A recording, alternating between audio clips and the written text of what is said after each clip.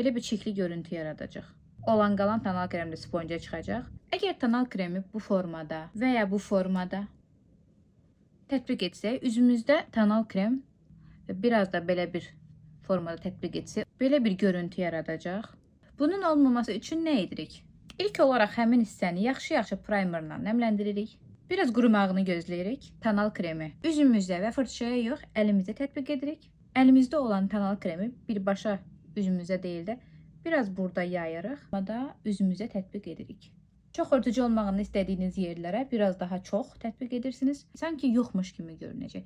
Belə bir palçıq görüntü olmayacaq. Tonal kremin üzdəki görünüşü bu formada olur. Daha yüngül, daha fresh bir görüntü ortaya çıxır. Yox desəniz ki, fırçam yoxdur, mən sponjla tətbiq etmək istəyirəm. Eyni qaydada. Tonal kremi sponjun üzərinə birbaşa əlavə etmək olmaz. Əks halda tonal krem gördüyünüz kimi sponjda qalacaq.